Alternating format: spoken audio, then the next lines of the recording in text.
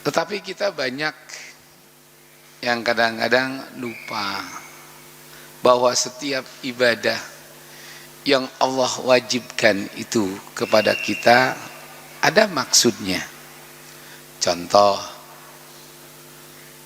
mengapa kita harus sholat?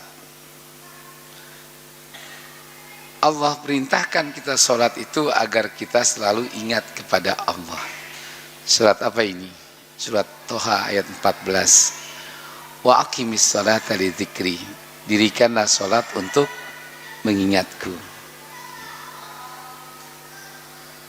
Insya Allah, kalau kita selalu ingat Allah, Allah pun akan ingat kepada kita. Maka Allah tegaskan, fazkuruni azkurkum.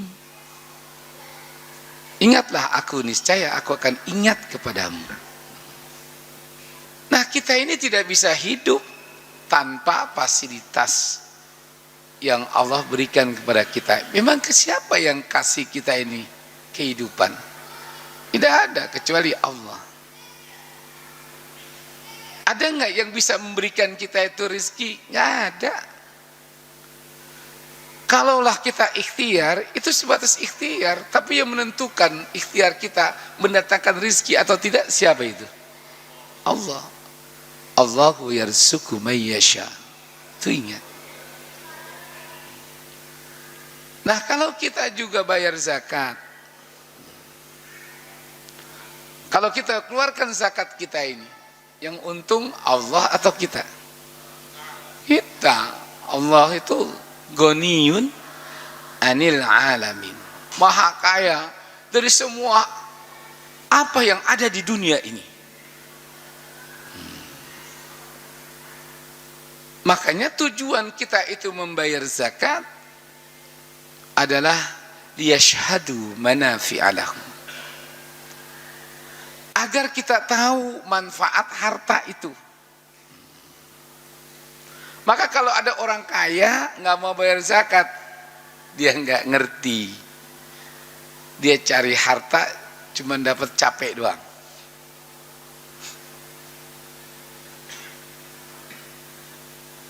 Tujuan yang kedua, likaila takuna dzulatan bainal aghniyai minhum.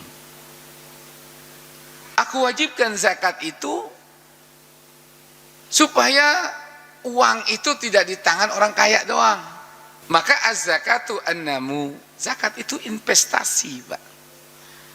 Jadi yang kita keluarkan 2,5% dari harta yang kita miliki, katakanlah kalau 1 miliar, kita keluarkan 25 juta. Kecil gede? Kecil. Kalau kita nggak mau keluarkan, berarti kita nggak ngerti. Mana ada orang yang tahu kita punya uang. Nah, disinilah kita lihat. Kalau kita mengacu ke Rasulullah Sallallahu Alaihi Wasallam, pasti semua ini beres. Yang ingin saya sampaikan, kalau ada orang kaya dia tidak mau mendukung dengan kekayaannya itu untuk bangun masjid, untuk santunan, fakir miskin, anak yatim, duafa, maka kasihan orang kaya itu. Karena besok kalau dia mati, harta warisan yang dia tinggalkan untuk anak itu milik anaknya. Tapi harta yang dia sodakokan, yang dia jariahkan, yang selalu dia berikan untuk makan fakir miskin, apalagi selama 1 bulan. Berapa banyak orang yang ada di masjid ini, pokoknya jangan ajak orang lain, biarkan saya yang jamin semuanya. Nah, itu loh Pak, orang kaya yang memang betul kaya dunia dan akhirat. Kenapa? Karena harta yang dia belanjakan di jalan Allah, itulah yang dia bawa untuk mati. Makanya Allah berfirman, ya ayyuhalladzina amanu, wahai orang beriman, la tulhikum amwalukum wala auladukum an dzikrillah. Jangan sampai hartamu dan anak-anakmu melupakan kamu untuk ingat Allah. Bahwa Allah itu punya hak bayar zakatnya. Kamu punya hak ketika berjumpa kepada Allah ditanya, apa yang kau sudah persiapkan untuk kematianmu dan untuk kehidupan di akhiratmu. Allah akan tanya. Ini kita renungkan betul. Maka dalam ayat itu, anfiqu mimma razaqnakum min qabli ayyatiya ahadakumul maut. Dari itu, sisihkan hartamu. Di samping kau pikirkan untuk anakmu, untuk keluargamu. Tapi jangan sampai kau melupakan dirimu. Kamu juga perlu bekal. Jangan sampai kau menyesal setelah mati, kau baru ingin mempersiapkan bekalmu di akhirat itu. Makanya kalau ditanya siapakah orang yang mati, baru mereka itu minta ingin bersedekah, orang yang waktu hidupnya mereka tidak pernah menyisihkan waktu dan hartanya untuk kepentingan akhirat. Di dalam surat Al-Munafiqun, dia berkata, laula akhartani ila ajalin qarib. Kalau Allah hidupkan aku sejenak saja lagi ke dunia. Kata malaikat, buat apa? Fa asaddaqa wa aku minas salihin. Karena aku ingin mensedekahkan hartaku. Karena aku ingin jadikan diriku semua orang yang soleh. Tapi kalau sudah mati, kita baru meminta. Dihidupkan lagi karena ingin bersedekah, ingin berjariah, ingin mengasih makan fakir miskin, anak yatim. Kata Allah, wala yu'akhirullahu nafsan idza jaa ajaluha. Kalau sudah ajal itu datang, Allah enggak akan berikan kesempatan. Kenapa? Ketika kematian itu sudah datang, wallahu khabirum bima ta'malun. Saatnya Allah kasih tahu apa yang kau sudah kerjakan waktu hidup itu. Sampai ayat ini, maka saya perlu tegaskan, mengapa Rasulullah Shallallahu Alaihi Wasallam selalu meminta dipanjangkan umurnya sampai bulan Ramadan ini? Karena bulan ini di dalam doa Nabi, kita kan tahunya doa Nabi itu Allahumma barik lana bi Rajabi wa Sya'bani wa balikna ya Ramadan. Ada terusannya. Anna Nabi sallallahu alaihi wasallam qala idza ra'aita hilala fi syahri Ramadan Allahumma ahillahu. Dari Utaibah bin Utaibah bin Abdullah, ia mengatakan bahwa Nabi Shallallahu Alaihi Wasallam apabila melihat bulan suci Ramadan itu sudah datang, maka ia langsung mengangkat kedua tangannya. Ya Allah, anugerahkanlah di bulan Ramadan ini kehidupan kami yang penuh kebahagiaan dan kami dapat membahagiakan orang di sekitar kami. Ini permintaan Nabi.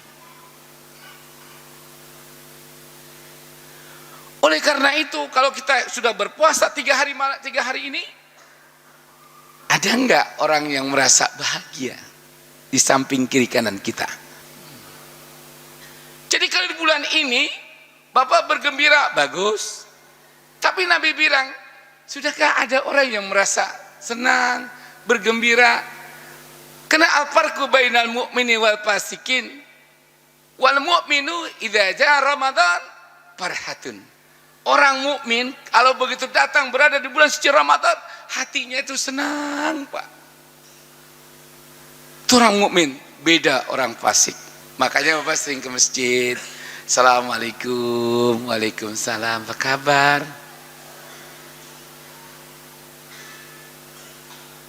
Kenapa? Nabi yang kedua, setelah Nabi minta diberikan kebahagiaan dan menjadi orang yang bisa memberikan kebahagiaan orang lain, alaina bil amni. Ya Allah, berikanlah kepada kami rasa aman dan rasa aman untuk semua orang-orang yang ada di sekitarku. Bagaimana orang itu merasa aman? Orang kaya yang punya zakat saja, zakatnya sudah lama haulnya. Haul itu ketemu tahunnya. Kalau Bapak punya uang 86 juta, Bapak ingat nyimpennya di tanggal 29 Sya'ban. Sekarang sudah tanggal malam ke 4 bulan Ramadan. Berarti udah lewat belum? Lewat zakatnya. Sekarang saya tanya, Bapak sengaja meninggalkan sholat. Kalau Bapak nggak sholat zuhur tadi, begitu asar meninggal, Bapak nggak mau sholat zuhur, Bapak pikirin, nanti aja Pak, Bapak mati. Matinya kira-kira surga nggak? Neraka Pak. Man taraka sholatan muta'ammidan la waqtan dakhalanna. Sekarang saya tanya, kedudukan sholat zuhur, asar, maghrib, isya, subuh dengan bayar zakat sama nggak? Sama nggak? Sama nggak? Sama. Keduanya rukun Islam. Syahadatu an la ilaha illallah wa iqamis shalah wa itaiz zakah. Kenapa kalau Bapak meninggalkan sholat takut neraka, tapi waktunya sudah bayar zakat, Bapak nggak mau bayar? Kok Bapak nggak takut? Emang Bapak tahu umurnya? Itu renungkan.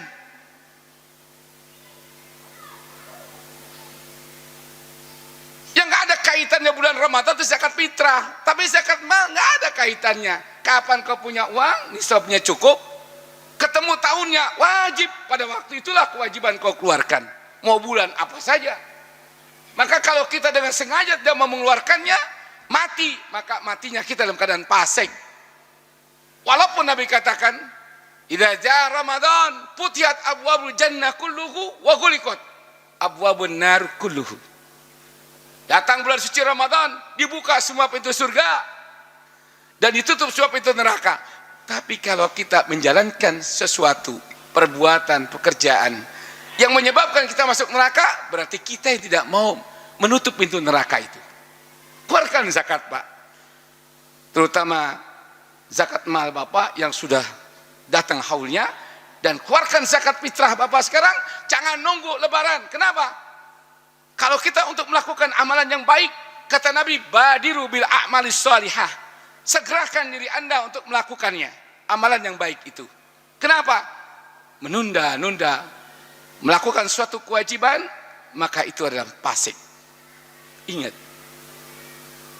Wah, Ustadz keras di ceramahnya. Betul. Bapak punya uang, Bapak sudah punya kemampuan melakukan ibadah haji, lalu Bapak nggak mau haji, mati. Karena selalu beli mobil baru, beli kontrakan, beli motor baru, pergi ke sana kemari, tapi haji nggak mau pergi haji. Apapun alasannya, Bapak mati. Bapak sudah punya kewajiban melakukan ibadah haji, sudah punya kemampuan, Bapak nggak pergi haji, maka matinya sama dengan orang tidak punya agama. Famautuhu kamautil jahiliyati. Kenapa? Karena haji itu bagian dari rukun Islam. Saya yakin kalau Bapak ini takut bayar zakat, pasti Pak, orang semua nggak ada yang bingung, nggak ada yang nggak bahagia. Bapak keluarkan zakat emas sebelum puasa, kumpulkan fakir miskin, enaknya tuh Pak. Pasti orang miskin, alhamdulillah, tadinya gue udah bingung ya, besok sahur pakai apa, besok buka pakai apa, ini ada yang kasih santunan zakat, aman Pak, bahagia tuh, bahagia, aman. Bapak tahu kata Imam Syafi'i, kadal fakir ayakuna kufur, kefakiran ini banyak orang menjadi kufur. Yang tadinya mau terawih karena nggak punya apa-apa, udah dah dagang aja dulu. Banyak Pak. Keluarkan zakat. Dan doa Nabi yang ketiga, setelah alaina bil amni, berikanlah rasa aman dan orang di sekitar kami. Yang ketiga kata Nabi, bil imani. Ya Allah, dengan datangnya bulan suci Ramadan ini, sempurnakanlah imanku, peliharalah imanku, tambahkanlah imanku. Maka lakukan semua yang menyebabkan iman kita bertambah. Apa di antaranya? Di samping kita jalankan saum ini, Bapak banyak sedekah. Itu kaitan iman. Karena orang yang beriman yang akan mendapatkan petunjuk itu, orang yang setiap dia punya rizki, dia infakkan, dia sedekahkan. Dzalikal kitabul la raiba fihi hudalil muttaqin.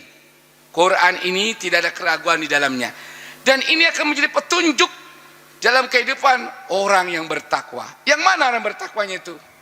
Coba ayat berikutnya. Wa mimma razaqnahum yunfikun. Orang yang setiap mendapatkan rezeki dia sedekahkan, dia infakkan. Kan lihat Pak. Oleh karena itu kalau kita ingin puasa kita ini benar-benar menyempurnakan, kita sempurnakan iman kita, bayarkan zakat.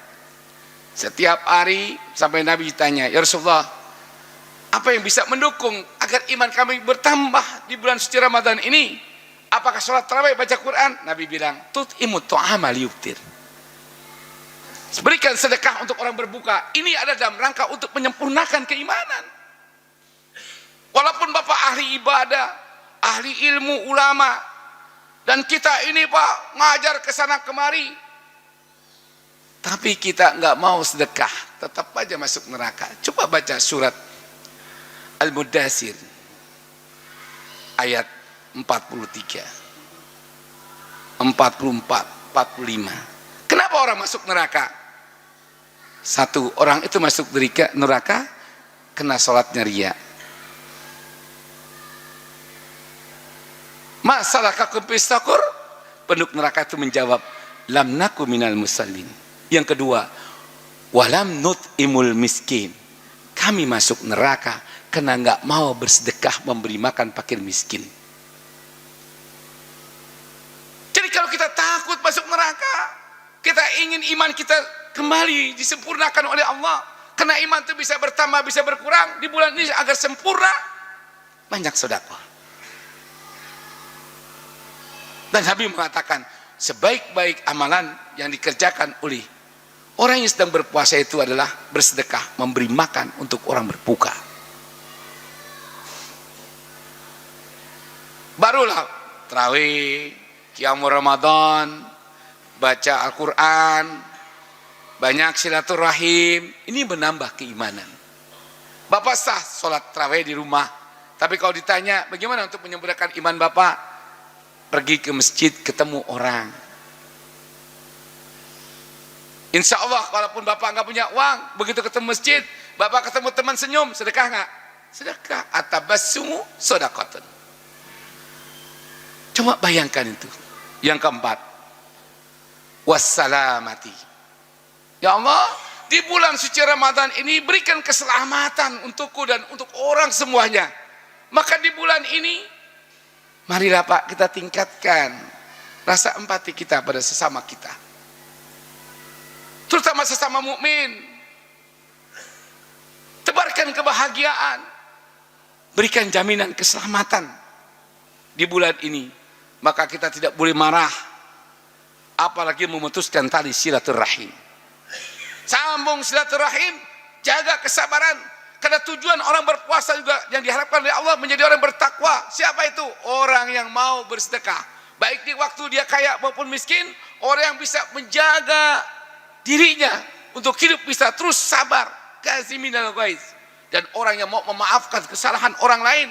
Dan yang keempat, takwa itu adalah orang yang berani mengakui dosa-dosanya. Inilah kalau kita ingin meningkatkan, diharapkan kita bisa menciptakan dengan puasa ini keselamatan untuk diri kita, untuk orang di sekitar kita.